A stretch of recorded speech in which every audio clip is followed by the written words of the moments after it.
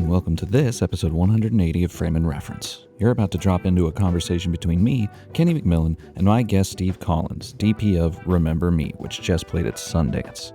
Enjoy.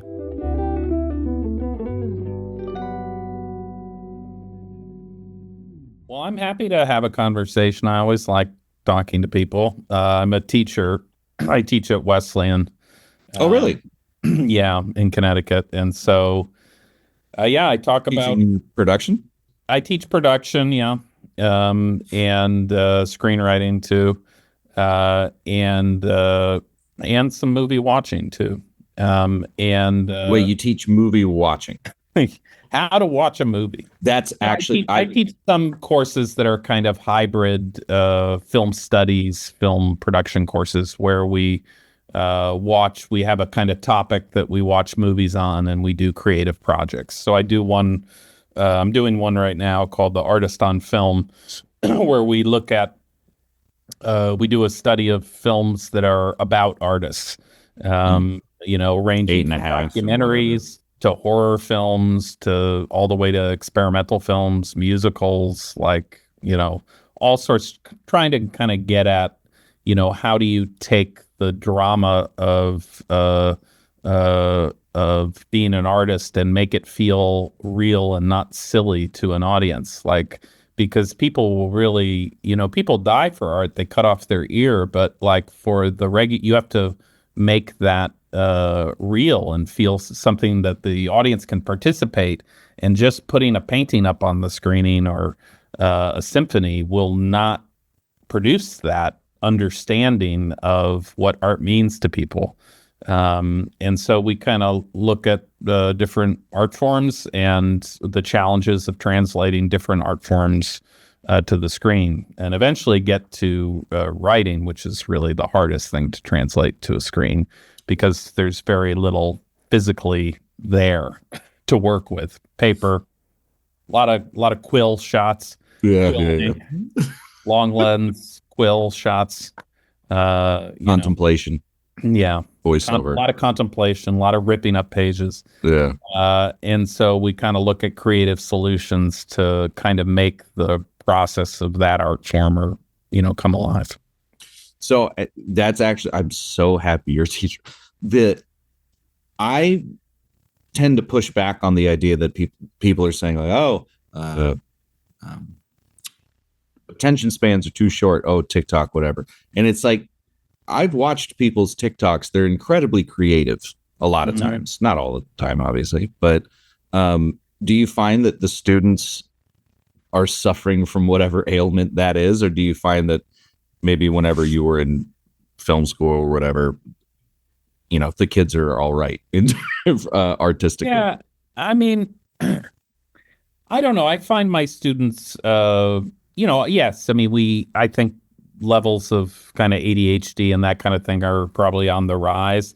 But I find in general, my students seem to enjoy sitting and watching a movie in a theater, to study it. And I don't have people falling asleep or being restless or unable to not touch their phone, or I don't have those kind of problems. I think that I don't think they're really, I mean, I guess they're different than us in that, we were not, our formative years when our brain was forming, we weren't kind of mainlining, TikTok or whatever it is. But now I am. So, right. Yeah. So they're not really I don't feel separated from them. And, and I think they probably feel the way I do, that, watching a film to me is like a meditation in, really getting out of my own head and trying to get into someone else's experience. And if it's being made properly, you really get to see the world through someone else's eyes, and get out of your own neuroses and, the thoughts spinning around in your head, doubting everything you're doing, and, all the things we do as sort of sensitive, smart people. Yeah. I think too, I think colleges should start I hate to call it a YouTube course, but like a videography course, because I think that sort of aforementioned, like, oh, um, kids don't want to make films, they just, it's like, yeah, so I think some kids just do want to take the Yeah. video aspect. Like, let's teach kids good video. Mm-hmm. Like, I think that, Lord knows you can make a lot more money being a streamer Yeah. than a DP. And if Yeah. that's what you want to, fuck it, give them a class on that. Like, I don't see Yeah. anything wrong with that, and it would I mean, save them money not buying a red to stream with, yeah. I mean, I think it's important, especially as we get older, to like not be rigid. Like art is not, you can't be rigid as an artist, and you shouldn't be rigid in your thinking about what could be art, Sure. and just because it's in a different form doesn't mean you couldn't do something creative with it, or interesting with it. And, yeah, I mean, I agree. I mean, I think you can't, you can't get rigid and stuck in, the past. You have to be open to kind of new ideas and new technologies and all those things. And then hopefully still, I think the job of the older people is to kind of hold on to the things from the older methods and the older technologies that are worth saving. Yeah. That the film image might be of value. You said you were going to be interviewing the brutalist, shot in VistaVision, Right. which I was thrilled to hear that they were busting out VistaVision cameras. That there may be something of value in some of these older, outdated technologies, and that's kind of the job of the older teachers to kind of suggest that. But we can't close ourselves out off to change. It kills you as an artist, and it kills you as a human being, I think.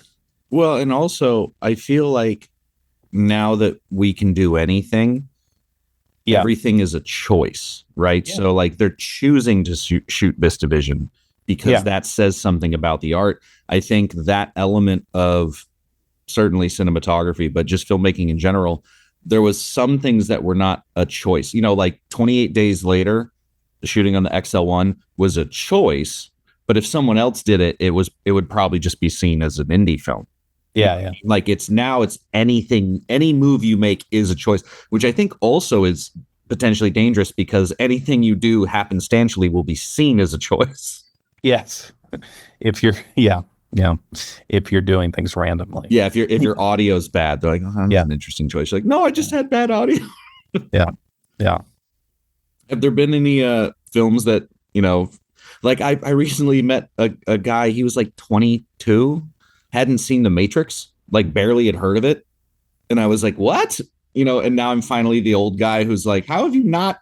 What are you talking Yeah. about? Is there anything like that you're finding with the Oh, students that you're certainly like, with students. Yeah. yeah, Yeah. I mean, there are lots of, I don't like assume, Citizen Kane, I don't think you're gonna have seen, but like The Matrix, I think a younger version of me would have been appalled at a lack of cinema literacy. But, I try to just meet people where they are and recognize that it isn't the dominant, art form right now.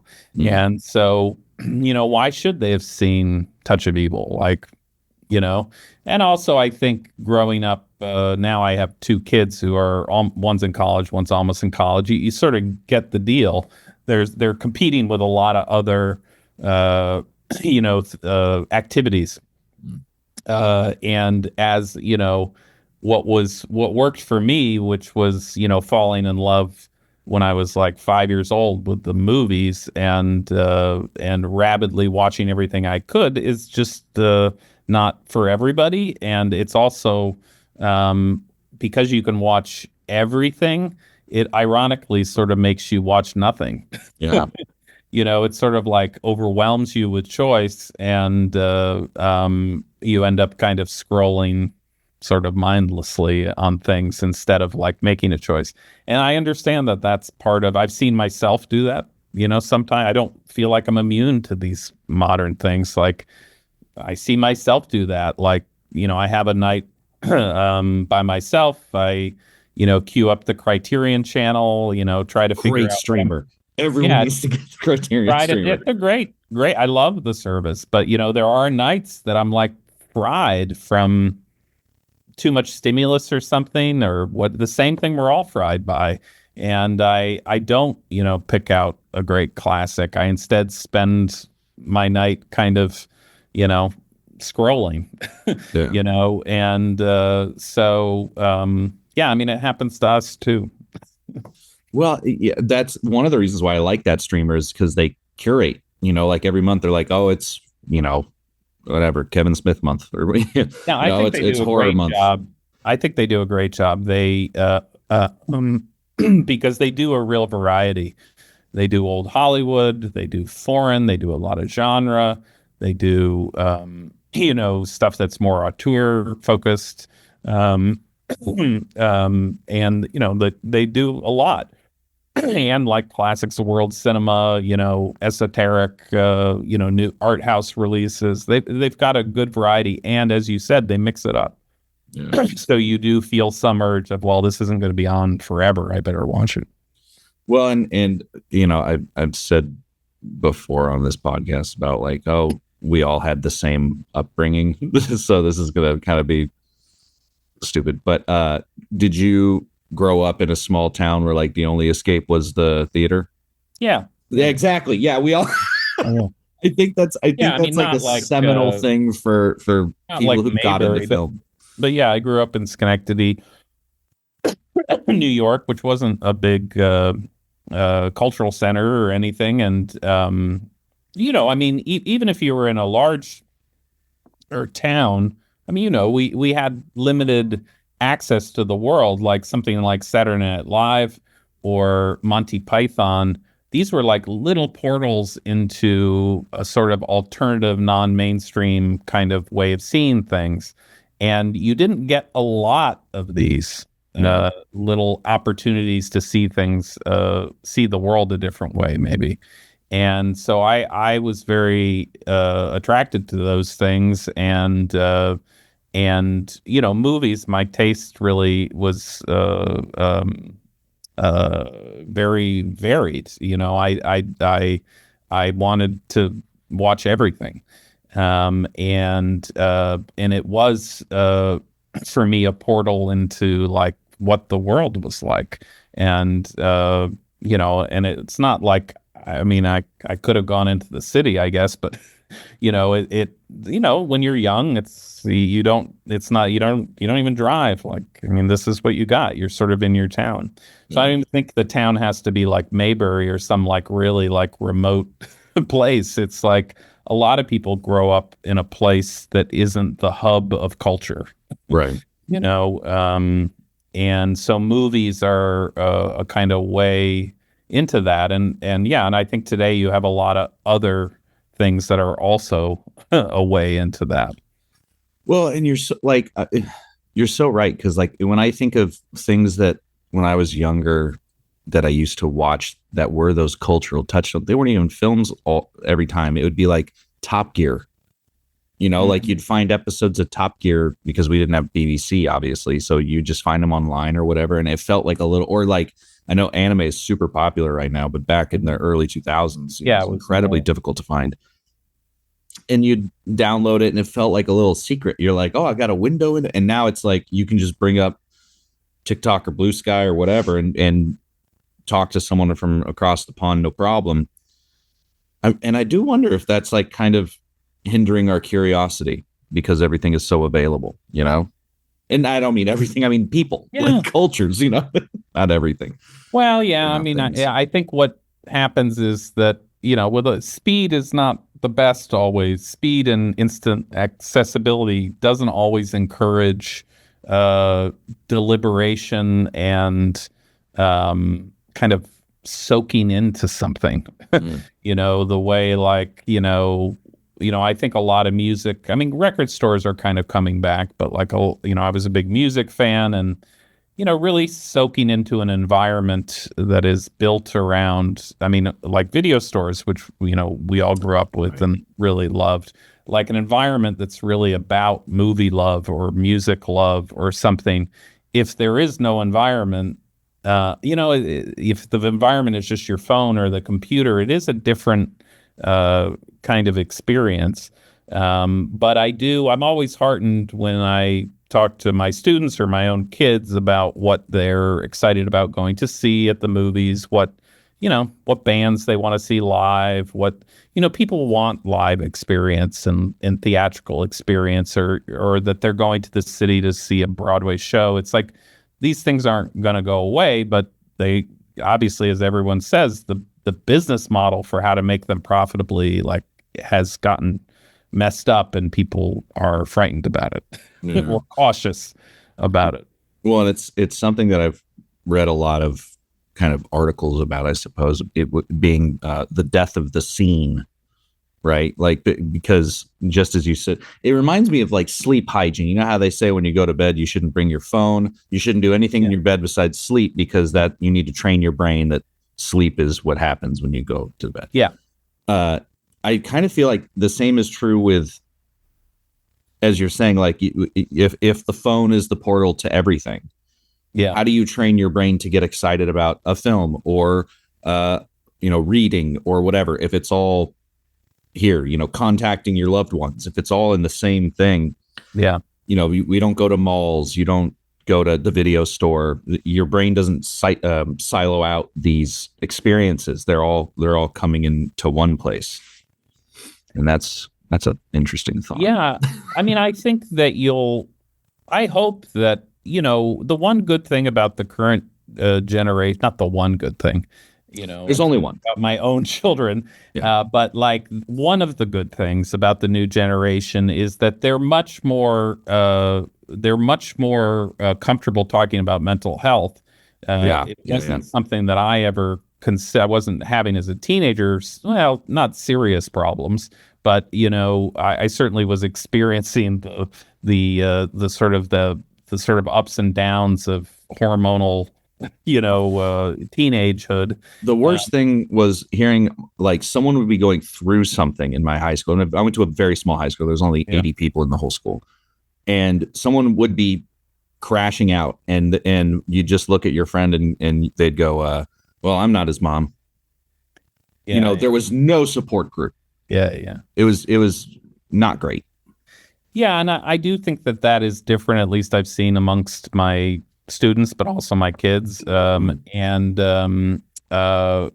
I think that because of that, I guess I'm hopeful that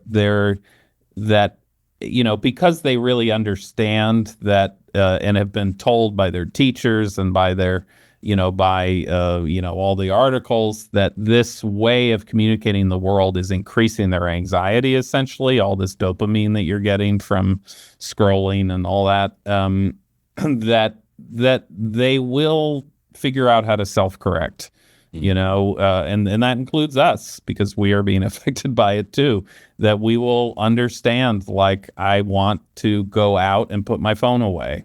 I want to, go be with people and be IRL. Right. I got to think that I got to be optimistic, and that, I wouldn't be surprised if you see, more sort of teetotalers, in Well, regards to social media in the next, 10 years or so. but dude, I think in the next 5, I mean, like even in the filmmaking space, I'm saying a weird push towards like mini DV and VHS.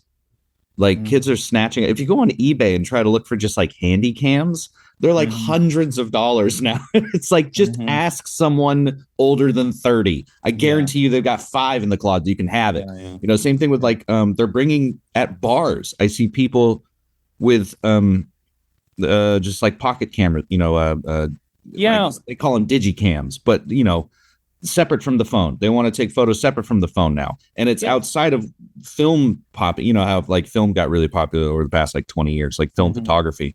But I think that was more like artsy. Like people wanted to Yeah. turn that into a niche hobby, which I think is fantastic. But now But it's you're like, seeing people just with point and shoot. Yeah. yeah, just out in the moment doing that. Not I there is a weird, tell me if you see this with the students. Have you seen them use the word aesthetic as an Yeah. adjective? Oh, Yeah, that is so aesthetic, and yeah, it's so frustrating. a couple years ago. Yeah, yeah. But it's like they do. Speaking of the death of the scene, it's now because there is no scene, you choose an aesthetic that you would like to inhabit for the day. So you'll see Mhm. people like, oh, today I'm dressing goth. Uh-huh. They're not goth kids, you know. They just today that's kind of how they're feeling, Hmm. fashion wise. Like everything is a fashion, and Hmm. I find that fascinating because I imagine. Well, you should tell me. Do you see that in the film production of these kids that they're not telling? You know, the directing teachers would always be like, "Oh, make what you know." Hmm. What do they know? Are they just picking aesthetics? Certainly, I would make, oh, I know action films. It's like that's not what we meant. Yeah. Well, I mean, yeah, it's hard. I don't know how much it's changed. I think when I teach 19 to like, 20 well, I guess 18 to 21. And I think that's a period of one's life, the human development where you don't know a lot. Hmm. And you don't have much experience, and it's nor did I, or nor did you, and it's just, so you're often writing kind of coming of age material, working on a lot of stuff about youth, childhood and things like that, because that's the time period that you have the most sort of perspective on. The I do think what we all kind of, I think, worry about as, parents, but also teachers is, is there a way in which that life right now is set up so that people are interacting less with each other in real life, and therefore they're not really developing the kind of skills they need to do, group work in real life, which is pretty much everything, Right. unless you're a hermit or I mean, even a painter has to like work to get it sold and like You work go out some, talk to the framer at least. yeah, talk to the framer. Yeah. And so, those are the kind of things that, I guess over the, maybe I've been teaching like 20 years, like those are the things that I've seen maybe shift a little, like a little more, like where you get the impression, and there's been a lot of inside time. And of course, that's been compounded by the pandemic where, Right. my kids were inside for 2 years or a year at least. See, my And brain turned it into 4 years for some reason. yeah, it was 4 years. It was 4 years we didn't go outside.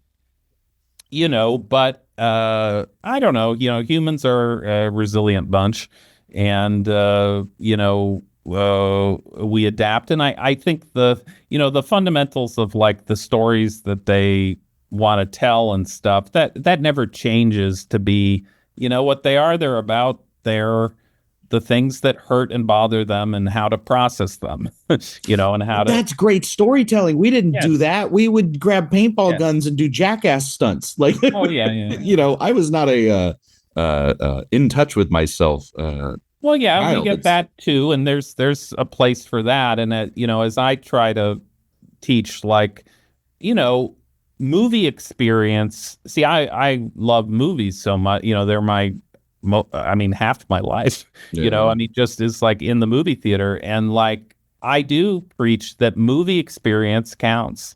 So your experience at Die Hard, watching Die Hard or Armageddon, or those, that counts. And mm, I think real movie lovers understand that. I'm not saying you're delusional and you don't know that it's real, or that it's pretend. I'm not saying that. I'm saying that it counts. That the kind of experience that you have watching 500 horror films does count as experience, and you can write about that too. mm, That's allowed. And it's not, what's nice about it is it is emotional experience. It is not just intellectual experience. So your love with making paintball movies, which may have come from, I don't know, watching, Commando, or what. I mean, I'm a right. little older than you, but whatever it was, Oh, you're like, pretty spot on. yeah, like, that's real, and you're expressing a kind of joy that you had as the kind of 12-year-old boy in you, that you still feel, and you're making in paintball, and I think that's great, and I think it's genuine.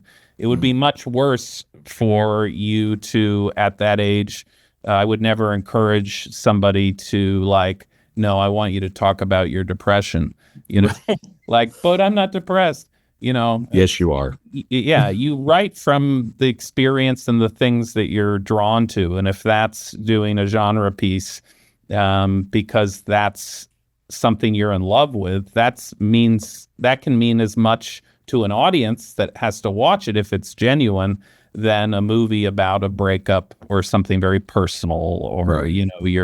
your tormented relationship with your father, or something that's sort of more kind of typically personal. Yeah. After when I was in college, I went back to New York Film Academy here in LA to Mhm. TA, which ostensibly just means I was on the back lot. And the students had like classroom time, and then they'd come on the back lot and film. And so I was there to kind of wrangle them and like help them, make the thing. Uh, and it was really interesting to see the number of times a red rose, a briefcase full of cocaine, and a hobo getting kicked popped up. Yeah, That's there's like the some. quick write something. That's what Yeah, happens. yeah. I mean, all people who teach film have their list of things that Oh, you know, what's the yours? alarm. Well, the alarm clocks, the graveyards, the train tracks, the Yep. that are kind of the bottle of Jack Daniels, Yep. the things that, all of those things are a kind of sign that there's a little bit of a block they need to push through to find something that is maybe a little more effective or original, or you know, uh, the graveyard is going to give you instant fear because you're in a graveyard, and then you don't have to create it through cinema. You Sure. shot in a graveyard, you got atmosphere, but it's not really true. You still have to. It's not that you can't make a good project in a graveyard, but you got to watch out that you're not using it as a shortcut. The Jack Daniels is an instant sort of shortcut towards an internal drama. He's an alcoholic. He must be profoundly, distraught and troubled, rather than figuring out how to draw an audience into that Right. kind of drama. So they're all kind of shortcuts, that you just kind of watch out for. But yeah, we've definitely seen all of those. Yeah. I did visit your website, and you have a lot of projects under your belt. How do you find the time to, be a teacher full time and, Yeah. actually I mean, produce all these things? it is a balance. I mean, I think it wouldn't work if the filmmaking part felt like a job, Right. because you wouldn't want to do two jobs. Right. So the filmmaking part is like me on vacation. And when you really love it, it kind of feeds you, and it's like, so like if you saw on my website that I had been to like, Cancun, and I had been to like, Paris, and I'd been to you'd be like, oh yeah, I guess he just travels a lot, but it's really just that that's what I like doing on vacation. Mm. And so, but yeah, it's always a balance, and I would never, I think most teachers I know are always conflicted about how much they're investing in their own work versus their teaching. And I don't know, it's like a lot of things. It's a balance. Some days you feel the balance is right, some days you feel it's off. And I've just tried not to ever let go of either.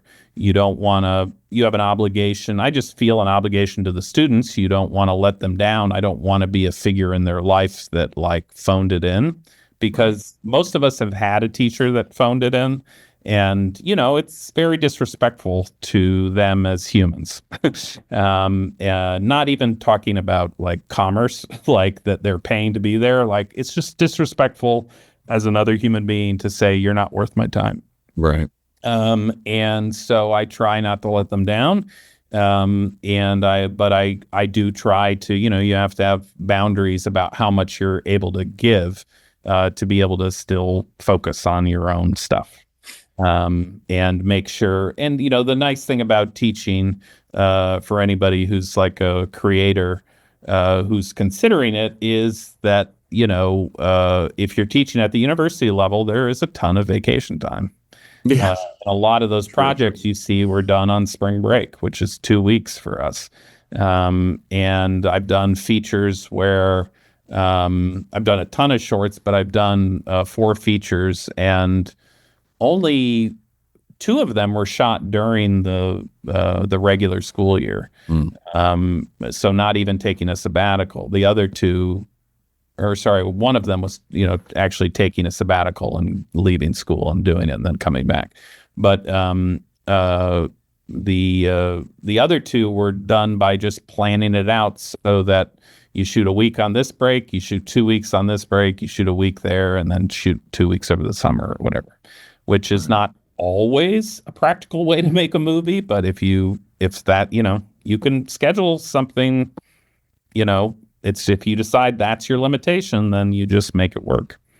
Well, and I imagine the students would rather take a class from someone who's actively making films versus, someone who says Yeah, they do. And yeah, I think so. And if you went through film school, there's probably one teacher that everyone was sort of like, that guy's, talking about, you know, right, or washed they up or like a whatever. 40-year-old information or whatever.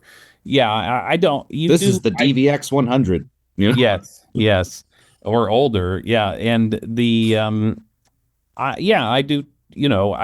I feel that when I make work, I feel it energizes me, and I feel not just. I mean, obviously things like new technology and all that, but just I think more just like the more you do it, the fresher. I don't know. You can just talk about it more freshly with recent examples, and every film you have all these different problems.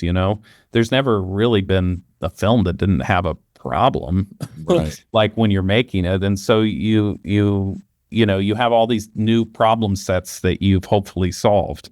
And also what I find is, I mean, in my case, because so much of my work has been like low budget, or I think the biggest movie I've done was my biggest budget was like 325,000, I think. Mhm. And when you're working at that level, you're kind of at the student level. You're a little above the student level, but it always helps me kind of keep my compassion for what they're going through, because a lot of especially my shorts and stuff, I'm working with a much smaller crew and less resources than they do. Right. And I feel like it kind of keeps me honest, and it keeps me off my high horse, Sure. you know, because I've had experiences as a middle-aged person that I kind of feel like, I should be not having this experience. I have too much experience to be like, say, having the sun set on me without getting a shot Right. off, like because we don't have enough crew and because everything's going wrong. Like, those kind of things that happen when you make your first couple of films. You sort of learn how to calibrate how many resources you need, how much resources you need for a certain idea. But when you're working on a budget, you're always pushing that, trying to work with smaller crews, get more for less, and you make the kind of same mistakes that you do when you start out. Well, and it doesn't change. Like every deep, I was just talking to Fade and Papa Michael, who shot Complete Unknown, the Bob Dylan film. I Uh, liked that. I thought that film looked great. oh yeah, it's That is fantastic. actually the best film look shot digitally that I've ever seen. Did you see? I'm only saying this because my now friend shot it. Did you see the holdovers? Yes, I thought it looked. I'm just. They're both. I thought they both looked great.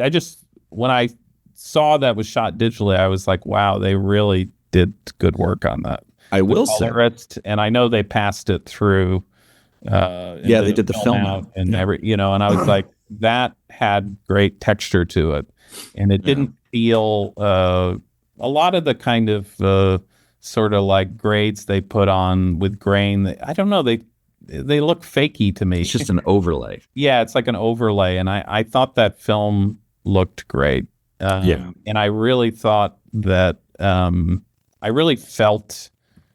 I've seen other films in that period. Inside Llewyn Davis is one of my favorite Sure. films that covers that same era. Now they're working in a totally different style. This is in a much more realistic style, but I just felt so inside that environment. Like I loved how worn everything was.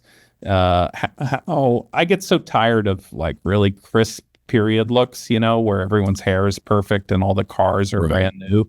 I mean, when do you ever walk around and see brand new cars everywhere? Like, do you think that was the way it was in like the 60s? Like everyone had a new car. Have you been But to it's LA? No one so, washes their car. yeah, exactly. No one's got salt on their car. Like Oh yeah, in but Midwest and shit in the East. this I just thought was so worn and kind of scuzzy. I mean, Bob looked dirty, which I'm sure Yeah. he was. He was sort of legendarily sort of bad hygiene in those days, at least. And anyway, I thought that movie looked great. Yeah, well, and them. It was the first time that I've seen someone shoot crazy high ISOs and not have it look flat. Hmm. Because at a certain point, Yeah, like I I read will it. in They were shooting really high and using. 12,800. Yeah, that's high. Yeah, Well, and I've he was never saying that used it's to that. stop down, like he was That shooting was it like on a the deep stop. Venice. Yeah, Yeah, I've uh, never used that camera. But I was it's very nice. impressed. It's a nice camera. I mean, Yeah, I know it's not in my range as you know. but I don't think like yeah, it's a great camera, but I'm certainly of the mind that any camera you pick made after 2015 They're uh, impressive. Yeah. is gonna work. Yeah. You know, Yeah. Yeah. I was I mean I this movie we shot that went to Sundance was shot on the C200, which is not the, top of the line did you shoot raw? Canon. What? Did you shoot raw? No, we didn't. You Uh, shot the 8-bit. Yes, we did. We Okay. shot the UHD, and the reason was because the director was going to be doing these long. She's an actress, and it was her first time directing, and she's also a stand-up comic, and she knew she wanted to do these long improvisations. Hmm. And I just, we didn't really know what was going to come of the project. Do you ever? It's possible I would have done it differently if we knew it was going to Sundance, but I advised her like, look, if you're really going to be doing like 30-minute takes, we maybe should shoot UHD. Hmm. And because it was really a kind of performance-based piece, I've done projects in UHD. They look fine. And I wasn't expecting that we would be at Sundance, but once we started, I saw how good the material was, and we started getting very excited because it was just coming out very well. But it did. I think for you just have to kind of tailor the camera and the. You just don't want the camera to drive the project. You want the camera to follow the project. The project drives things, and that project was shot with me and her, and Right. that's it. And so the C200 is a great camera for like a one-man band like that. And it's the same reason I use it to teach the students. It's like a very like, and also I'm not a DP by profession. So like I'm like a student. Like it's great for me. And I always tell people like because I'm sure I mean, you do a podcast on this, you can go down a real rabbit hole of trying to find out what the right camera is. It's And it's so like, YouTube is insufferable sometimes. Of yeah, oh, and this changes the game. I'm like it doesn't. no, it doesn't. It's 6K. Good for you. Yeah, and the ultimate answer is like, as you can see, is, well, first of all, just remember that like the story you're telling is what's going to grab them, and so that's the most important thing.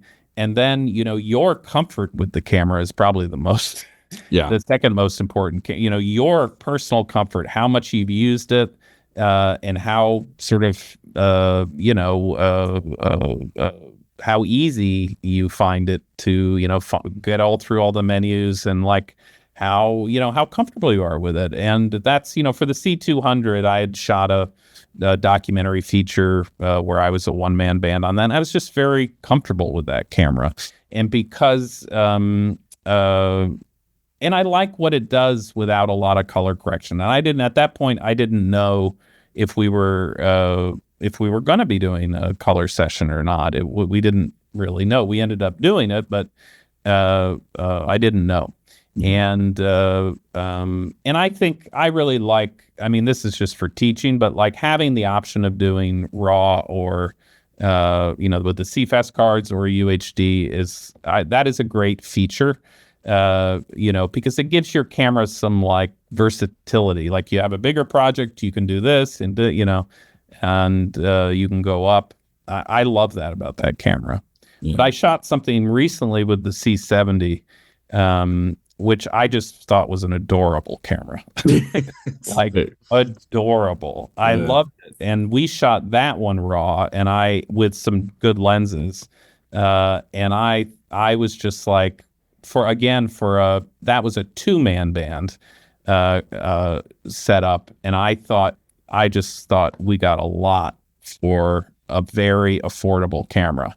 Yeah. And that's what you're talking about, is like if you shoot with like a new camera, like in RAW and stuff, you really do have a very, very good image, with any of the brands. Yeah.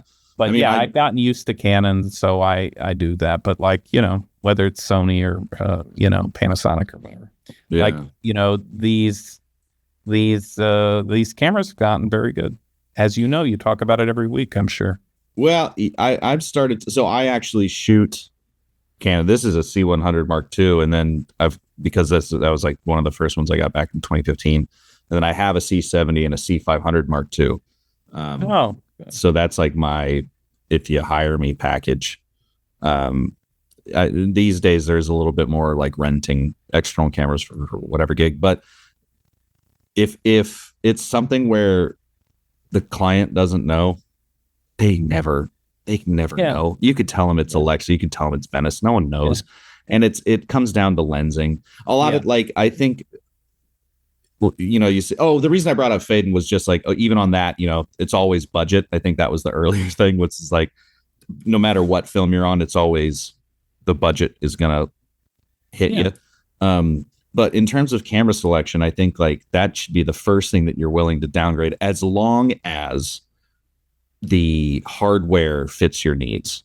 Meaning, like, does it have SDI? Does it have time code? If you need those things. Yeah. More times than not, the important stuff or the interesting topics, hardware wise, are lensing, and lighting, certainly, like especially with all these crazy new tiny powerful LEDs coming out. But lenses, I think, is how you could trick people, because everyone has like, and by everyone I mean like camera nerds, have a idea of what each camera looks like. So if people go, oh, Sony is sharp, it's like, just put one of those really nice Sigma lenses on a Canon and then tint it green and go, it's Sony, and they'll go, oh, okay. No one knows. Yeah. But that C7, dude, I would the agree C80 with that. is incredible. But I think putting the money into renting lenses is to control look is a good idea. Yeah. You have the budget for that. What was, for people who haven't seen it, I of course have seen it. What the Sundance film? It's a short. Yeah, it's a short. It's called Remember Me. It's written and directed by this woman, this actress Claire Titleman. It's her first directing gig, and it came about from a kind of just like, I like the story of her movie because it was just came out of like a very raw, urgent need to do something creative. because she was in a strange bubble, a kind of grief, slow grief bubble, dealing with her father's Alzheimer's. Mm. And get the transition, get him into memory care, and like there's a what she calls I think a lot of people who deal with this call the long goodbye of Alzheimer's, It's meaning so that tough. yeah, and that you're losing them like slowly. It's like Benjamin Button's like they're Yeah, kind yeah. of like you're losing them, and that you're sort of suspended in this grief process. And Claire is a stand-up comedian, and she's on. She's probably most well known. She was on Chelsea lately. She's one of the Sure. panelists for a while, and but she's in lots of TV and other things. Yeah, she's a stand-up comic, and so you know the combination of her sensibility and the really dark material. Uh, I don't want to say dark, just like real, Heavy. or because it's like it's mortality. It exists. It happens to all of us. You know, the way she's processing it through comedy is very. I just found like it was like nothing I'd seen before. And very, very fresh and very, very authentic. And she's essentially writing about making this film about trying to go on a date, but being kind of locked in this sort of overshare, like when you can't talk about anything else but this Sure. thing you're in, Yeah, yeah. and sort of just like monologuing, like all across the date through this, and I just found the authenticity of it, because it's not something I can relate to it. I've been in grief and things, but I couldn't. It was not actually an experience I had had, and particularly it was from a woman's perspective, and it was really a lot about her trying to kind of escape through promiscuity Mm. and sort of sexual activity.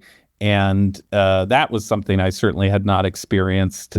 And as a woman, You too? yeah, and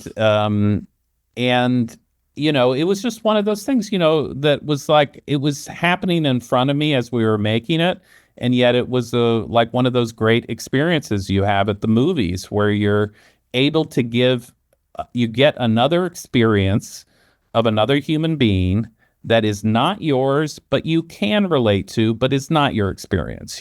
Yes.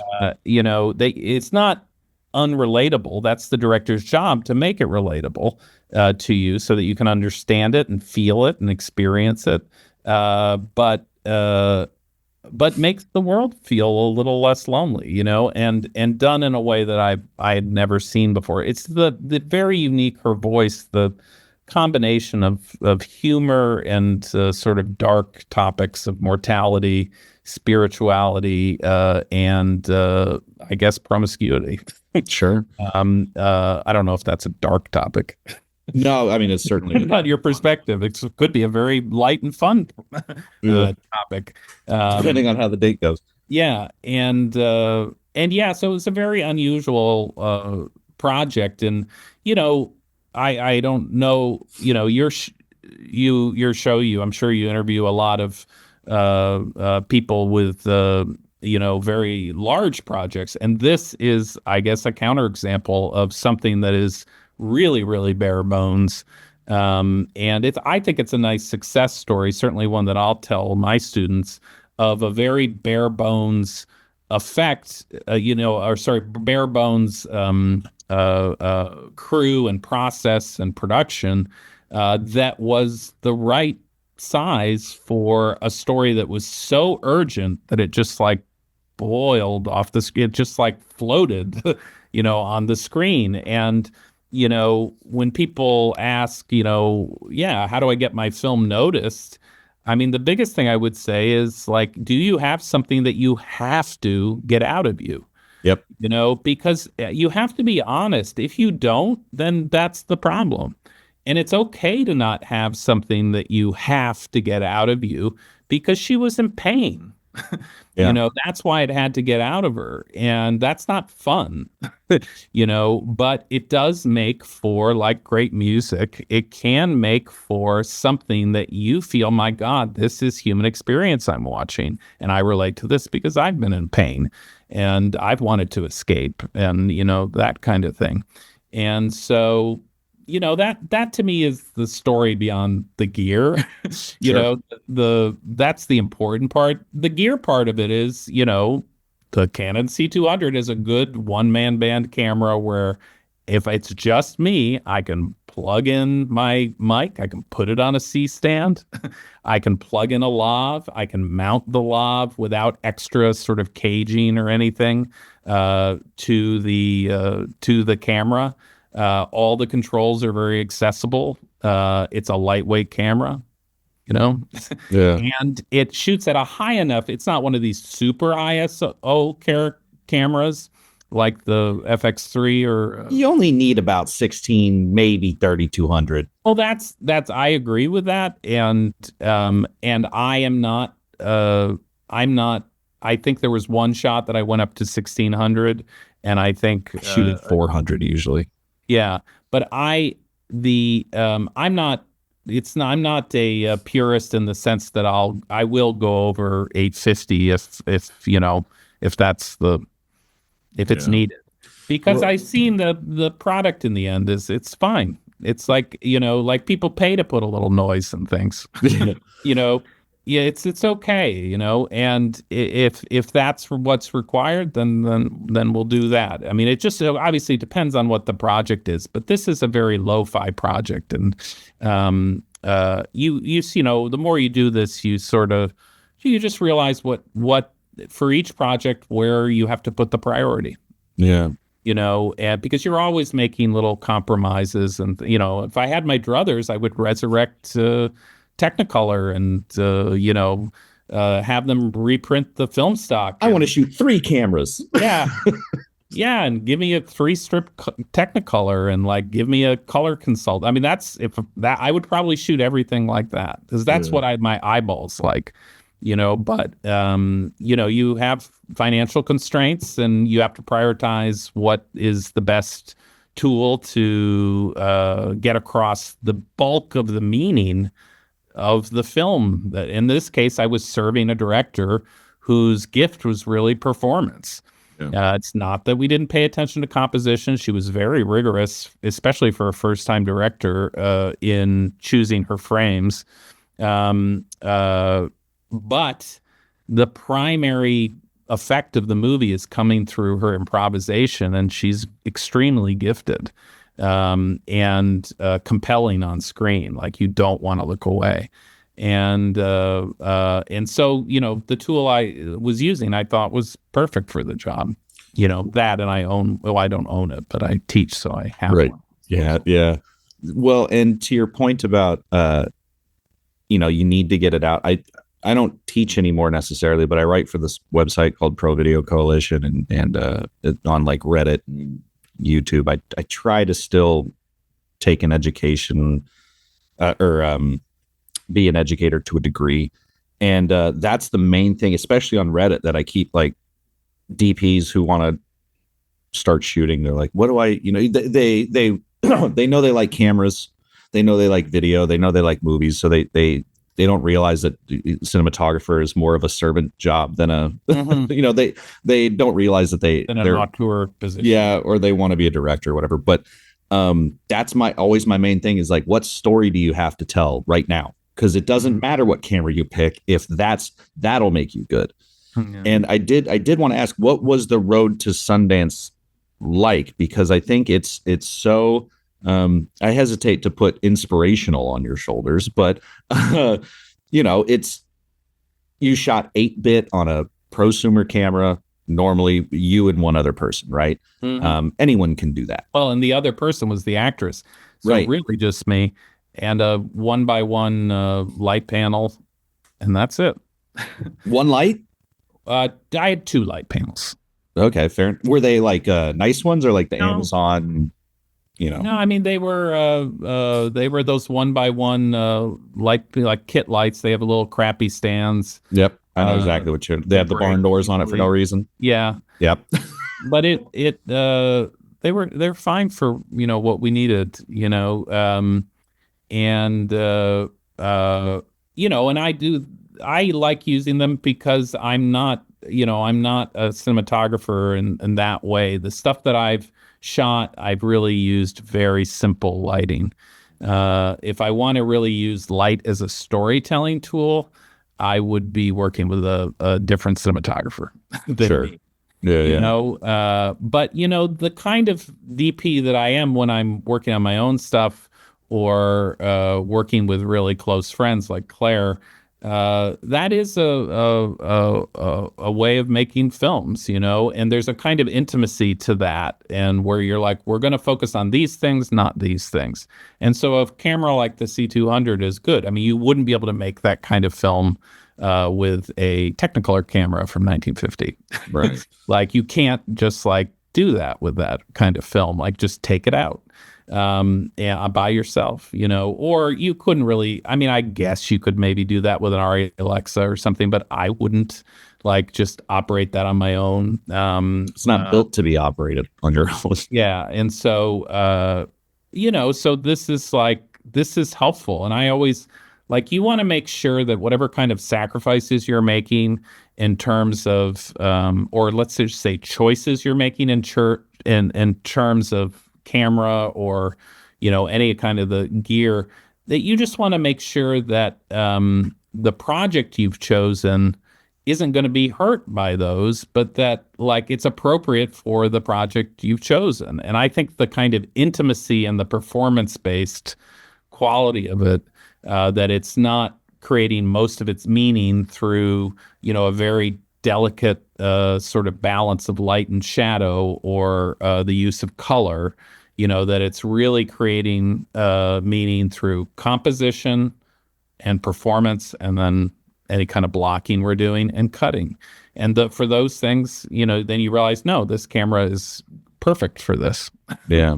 So did you guys like obviously she just wanted to make the thing, but did you go into it knowing you wanted to submit to festivals and stuff like that? And how did you Yes, end she up was always at she was very ambitious with it, and she from early on she originally wanted to just start making a feature, and uh, but knew that that's a long process and probably not something she's going to do just with me, although you can do it.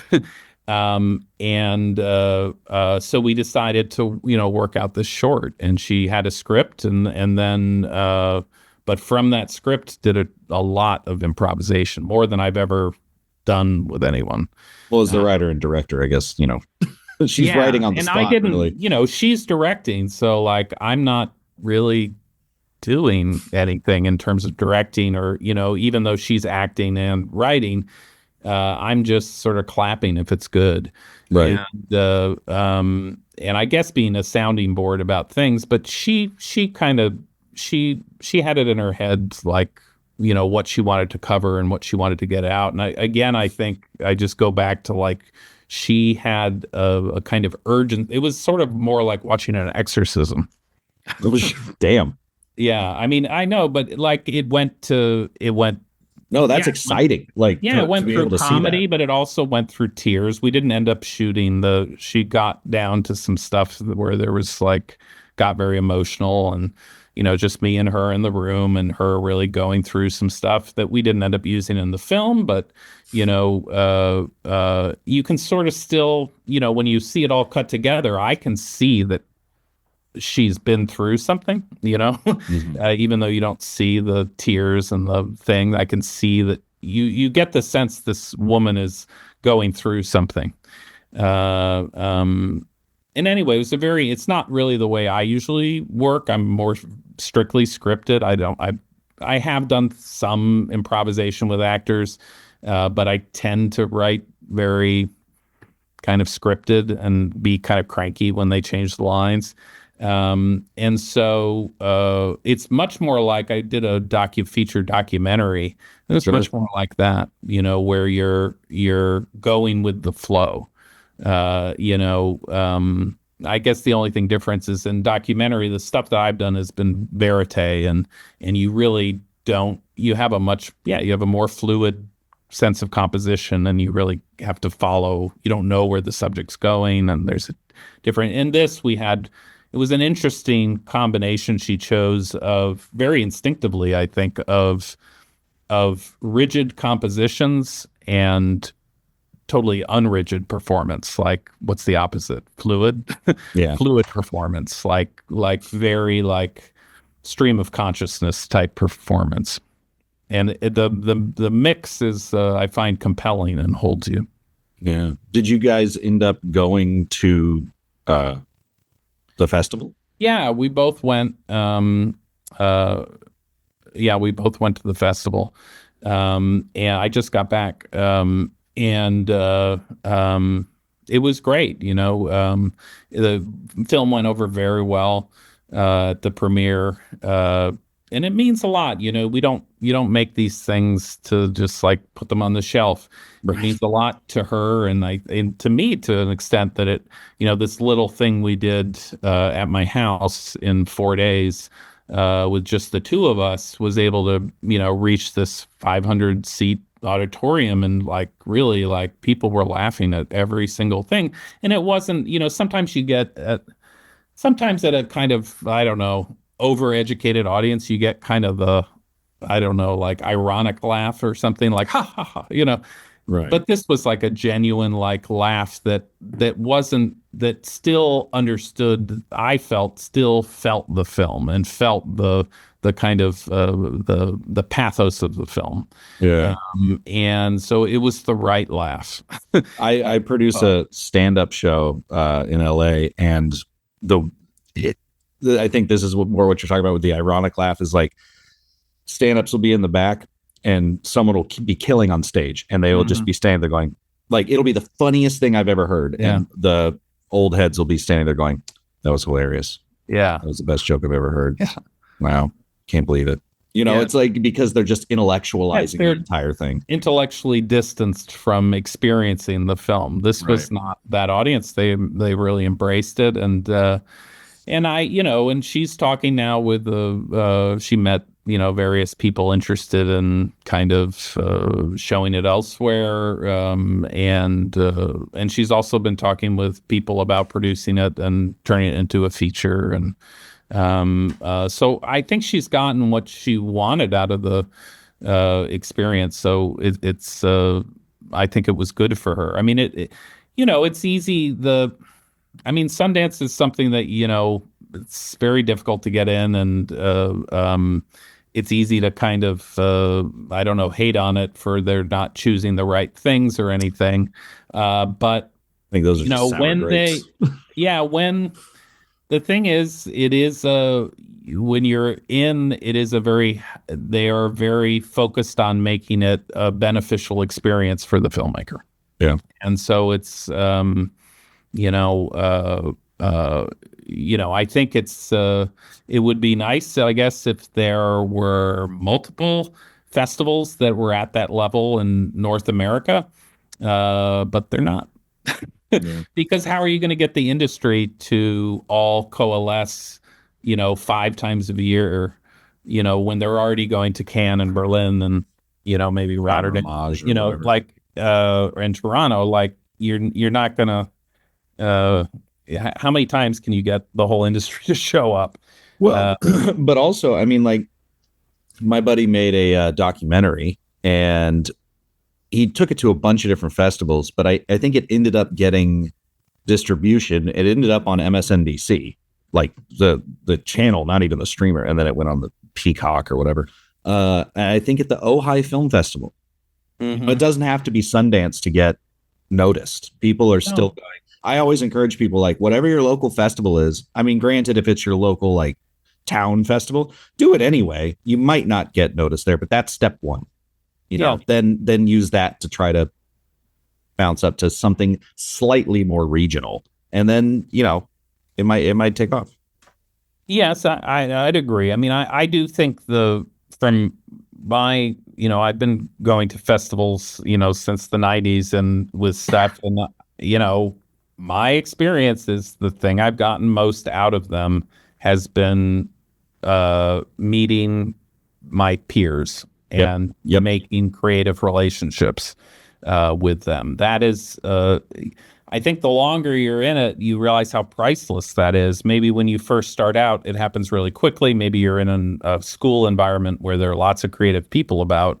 But then when you get out in the world, like finding those people that you really click with becomes a harder kind of thing. And so, if you are in whatever, a shorts block, and you like that other film in there, I find people are very receptive to, I love your film. Yeah. Do you want to, get some coffee or something, because who doesn't want to hear about how much someone loves their film? Right.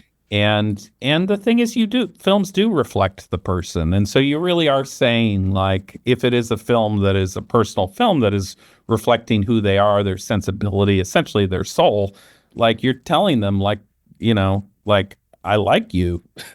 Like, this makes me feel less alone, and people are receptive to that. And I've made a lot of I try not to be bashful when I really love something, because I believe in film and I know that it's not just like this jerk made something good. I know that the goodness of the film is probably reflected in the person, and that, chances are that person will be someone I want to be part of my life. Yeah. That makes it sound like maybe even creepy, but like, I'm talking about friendship. Well, but also we're all made of the various art forms and whatever that we take, music, talking about, again, going back to the idea of scenes, Yeah. I was in the punk scene as a kid, that and I am the person I am today based, politically, emotionally, based on those experiences, meeting people vastly different than me, with usually much harder backgrounds, Yeah. um, and all enjoying the same thing. I don't think it's creepy. I think you're right on track. And also, like, going to festivals and stuff is a much, when people want to become filmmakers, I think it's too easy nowadays to think like, oh, and I want to be internet famous, because that's, but festivals are where you're going to meet. Again, it's the scene. I keep going back to the scene. I'm a broken fucking record at this point, but that's where you're going to meet your people. You're not going to meet your Yeah, there people aren't, online. and that most people, there aren't many cities that have a scene. I mean, you're in LA. I reconnected there with Maggie McKay, who runs Vidiot's. Oh, boy, love That videos. is a very rare, which hasn't been open for that long, or reopened. And I haven't had I haven't had a chance to get out there, but that's a place that really is like in my dream world utopia. There would be a place like that in every community, Yeah. where all the creative people gathered to show their work, to watch other sort of underground stuff, to watch all sorts of stuff, a kind of film cultural center. And I live in because I teach out here in Connecticut. I'm not really I really like the community I'm in. It's not, the university gives me a lot of culture because I teach cinema all the time, but the area in general is not a huge cultural center. It's not full of like actors and production designers and painters, and like, it's not, If New York had their way, Connecticut would be a freeway. yeah, yeah.